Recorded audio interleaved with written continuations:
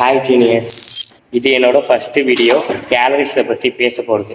என்னால் எந்த அளவுக்கு சிம்பிளாக கிளியராக ஃபிட்னஸை எக்ஸ்பிளைன் பண்ண முடியுமோ என்னோட நாலேஜுக்கு அந்த அளவுக்கு நான் பெஸ்ட்டாக கண்டிப்பாக எக்ஸ்பிளைன் பண்ணுவேன். ஸோ இந்த வீடியோ நீங்கள் யூடியூப்பில் பார்த்துருந்தீங்கன்னா சப்ஸ்கிரைப் பண்ணிக்கோங்க, அந்த இன்ஸ்டாவில் பார்த்துக்கிட்டிங்கன்னா ஃபாலோ பண்ணிக்கோங்க. கேலரிஸ்னால் என்னன்னு பார்க்கணும். ஸோ ஒரு வெஹிக்கல் மூவ் ஆகணும்னா அதுக்கு தேவை ஃபியூவல். அது எக்ஸாக்ட் கான்செப்ட் தான் நம்ம பாடிக்கும். ஸோ நமக்கு ஃபியூவல் ஃபுட்லேருந்து கிடைக்கிது, அதுதான் கேலரிஸ். ஸோ அந்த கேலரிஸ் இருந்தால் தான் நம்மளால் நடக்கிறதா இருந்தாலும் சரி, உட்காடுறது, நிற்கிறது, நடக்கிறது, எதாக இருந்தாலும் சரி, ஆக்சுவலாக நம்ம உயிர் வாழணும்னா நமக்கு கேலரிஸுங்கிற ஒன்று தேவை. ஸோ இன்றைக்கி கேலரிஸை பற்றி இவ்வளோ பார்த்தா போதும். ஸோ அப்கமிங் வீடியோஸில் கேலரிஸை பற்றி என்னன்னு தெளிவாக பார்ப்போம். ஸோ அப்படியே இந்த சைடு என்னோட டாபிக் வந்தோன்னா, இன்னைக்கு டயட்டும் சப்ளிமெண்ட்டும் இல்லாமல் 90 நாளில் எப்படி 10 கிலோ ஃபேட்டை குறைக்கிறதுங்கிறதுல இன்னைக்கு டே 58.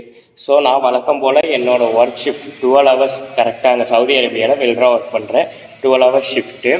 ஸோ அதையும் என்னோட ஒர்க் அவுட் அண்ட் தென் என்னோட கார்டியோ இதை மட்டுமே ட்ரெஸ் பண்ணி ஸோ நான் 10 கேஜி ஃபேட்டை எப்படி 90 டேஸில் குறைக்கிறேங்கிற ஜேர்னி தான் இது. ஸோ ஆல்மோஸ்ட் 6 to 7 கேஜி ஃபேட்டை குறைச்சாச்சு. ஸோ இன்றைக்கி நான் ஷோல்டரையும் என்னோட ஆப்ஸையும் ட்ரெயின் பண்ணியிருக்கேன்.